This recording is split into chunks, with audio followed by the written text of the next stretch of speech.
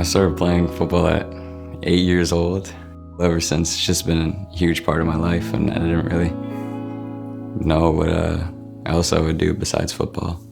He seemed impossibly tiny that first year playing football. The helmet is so huge. He looked so tiny on the field, and he was having the time of his life. It's the best expression of Oliver that you might see is on the football field.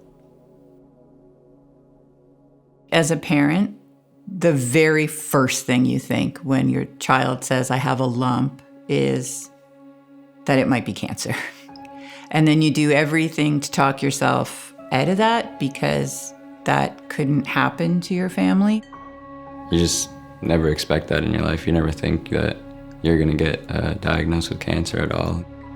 I thought it was just gonna be a normal, I'm gonna get sick maybe for a week or two, it's gonna go away, but it just started getting worse. Nobody says cancer to begin with because they don't want you to panic. The emergency room doctor did say you should probably call your husband.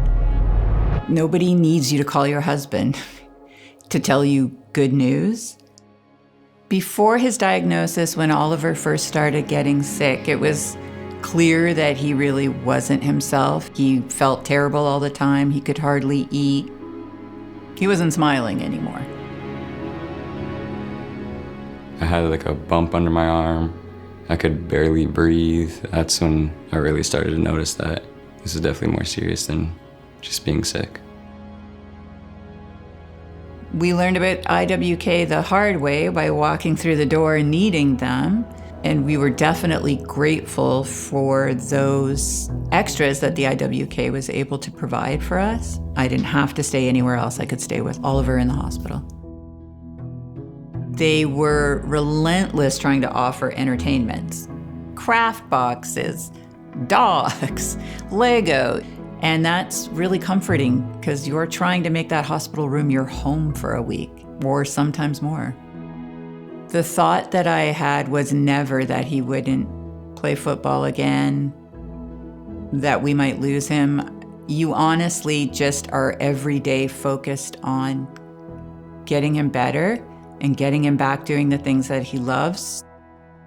You feel like you can just do nothing, or you feel like you're going to be able to do nothing for a long time, but I think the way I coped with it is telling myself I was going to be okay.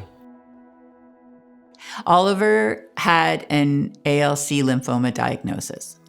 His chest was filling with fluid, so one of the first procedures that he had to have was to get his chest cavity drained, and that took the entirety of our first visit there, so almost 10 days. As treatment progresses, of course, it gets much, much more difficult for Oliver. He's getting weaker as you go. The nurses just always came in with like a smile on their faces, treated you like they've known you their whole life. So that's one of the biggest impacts they've had on me, is making me feel like I was their family member. My coach visited me, definitely put a smile on my face. He gave me a shirt with our team name and everything. He asked how I was doing and all that. I think that's really a big thing that coaches should do, and that really helped a lot. Oliver got the all clear from his oncologist in October 2024. And one of the coaches pulled me aside out of the locker room while everyone was getting ready. He's like, yeah, you better be ready to take the final snap of the game when it's over. So I've always loved that feeling of being on the field, but I think this one would be a little bit more special than all the other times. Seeing him out on the field is when it all came out. In that moment, I knew what he could have lost. What we all could have lost. That's one of the best moments of my whole life, was seeing him jump up and down with his friends on the field. It's important to support the IWK to give every family the opportunity to experience that moment again when their child is healthy, when they get time with their child that might have been taken from them. There's nothing more valuable to that parent